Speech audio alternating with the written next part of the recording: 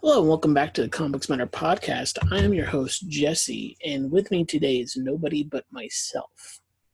I didn't have a guest this week scheduled, and I'm working on getting some more scheduled, so there might be some weeks without episodes still.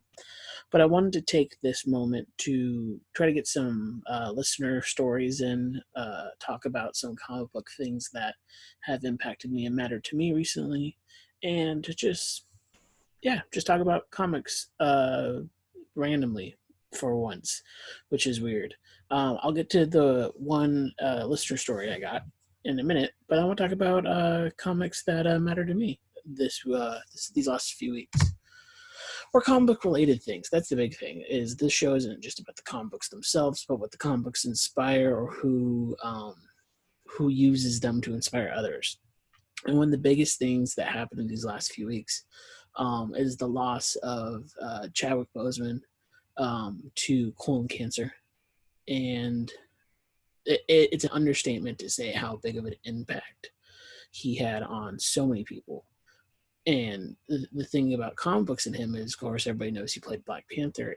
But the thing is, to me, is it's one of the.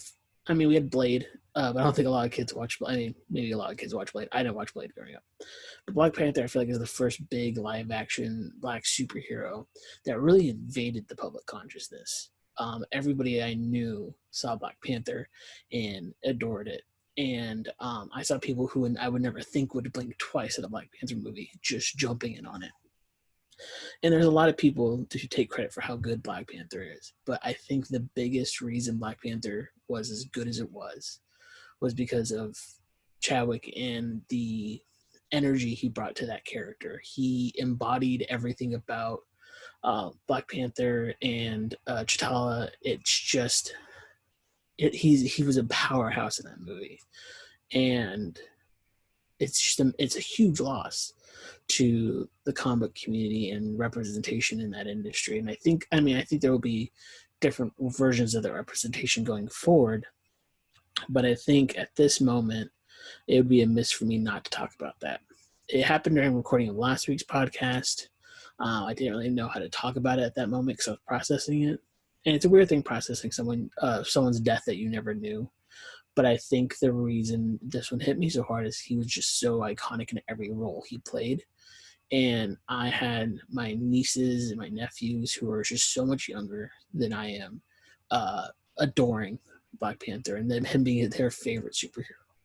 And it's his Black Panther is the only Marvel movie that inspired me after I saw it to write more art and practice on certain aspects of my writing. No other superhero movie has done that yet, and I just think it hurts. It hurts a whole lot, and I wanted to bring that up first. Representation 100% matters in every industry, but especially right now in the comic industry, because we're not seeing it as much as we should on screen, and I feel like we're definitely not seeing as much as we should on paper and behind the scenes in the industry. I think the independent scene is better than anything else, but I just really hope we can get better as a whole when it comes to representation.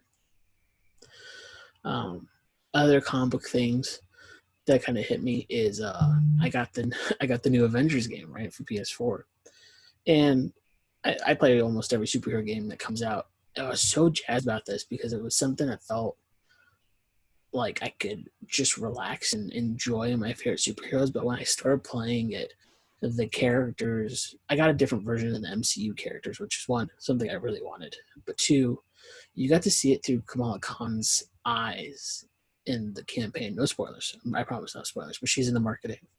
But it's really her story through the Avengers, and it was so nice to just see a fan slowly become an Avenger, but also see her life. And they don't go into, I think, enough detail of her life and the origins of her like they do in the comics, but I think this game will be hugely impactful for so many people down the road. And I'm excited to see where it goes. It's not perfect. Of course, it's not perfect, but it was just really cool to have that this last week. a few other things, some stuff I've been reading. I started reading Mage by Matt Wagner, and I think Matt Wagner is a comic book creator that I came to very recently in last year, but has really impacted me about the idea of independent books and independent superheroes. I started reading Grendel on Comicsology Unlimited, and that was a huge, mind-blowing way to me how to tell a narrative. Right, like it was different artists, but he was always writing it, and it was just always different styles, different tales, but they all connected into one.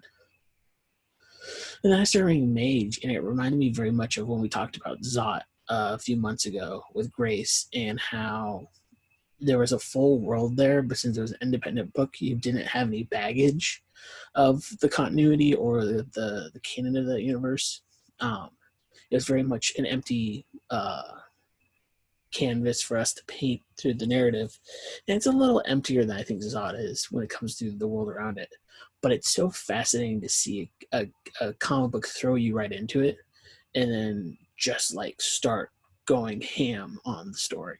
So I really enjoyed reading Mage. What else? I had a few others and they just kind of left me. Oh, I just read They Only Find Us When We're Dead. I believe it's the name of it by Boom. And I think that's another book. Al Ewing and I want to say, I should remember the name of the artist. Let me grab that name real fast because my brain cannot hold these memories. The name of the artist is Simon D. Mio. I hope I pronounced that right. And yeah, we only find them when they're dead is such a fascinating tale of just the future of space and the idea of how we would truly treat celestials like in the Marvel universe.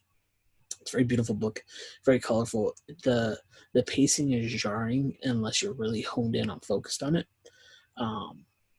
But yeah, I just absolutely adore the way he built the world so quickly and filled you in all these details within like 25 pages. And it was like it was going so fast. But yeah, highly recommend that one.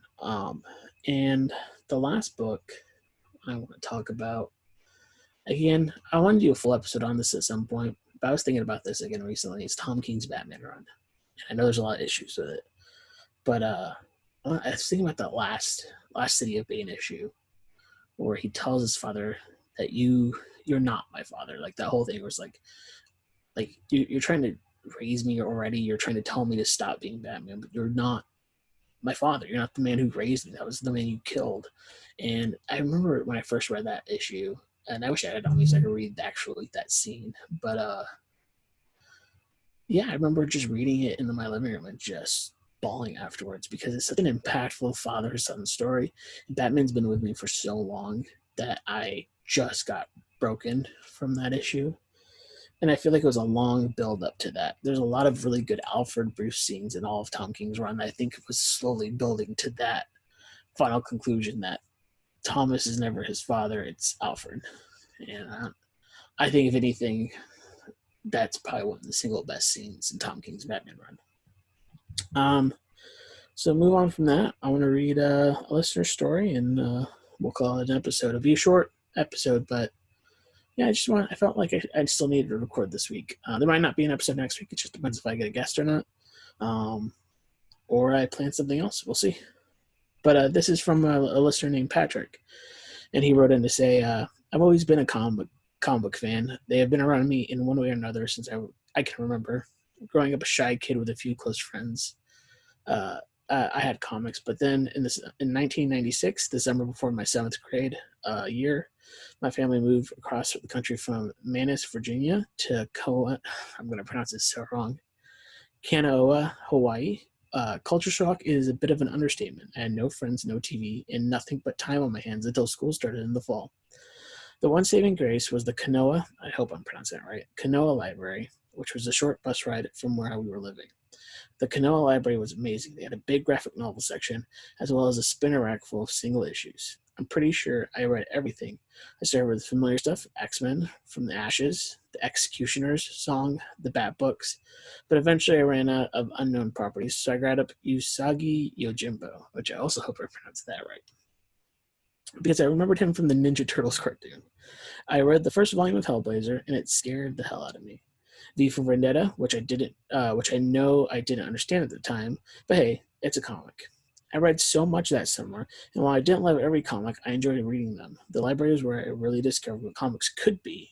They didn't have to be colorful heroes punching villains.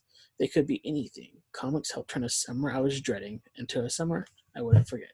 Thanks, Patrick, for sending that in.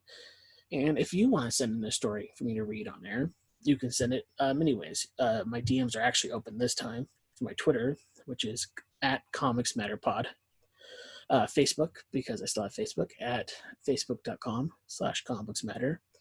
Or you can email me at comicbooksmatter podcast at gmail.com, I believe. All of a sudden, I'm like, is that actually my email? I should remember that. Let me make sure. Nope, it's actually Comic Books Matter. Just comicsmatter at gmail.com. That's where you can email me your story or any questions you want to ask a future guest. If you can leave a review and rate us anywhere you listen, that would be great. Tell a friend about it if you like the show. Slowly getting better at this, I hope. And I hope you actually enjoy the interviews that I do get, talking to people just about things that matter to them in the comic world. Logo by my friend Steven. And the theme song for the show is Join the Restaurant by David Szesztay, and it found it at my freemusicarchive.com. Remember, everybody, be good to each other. Have a good rest of your long weekend, hopefully. And as always, Black Lives still matter. Good night.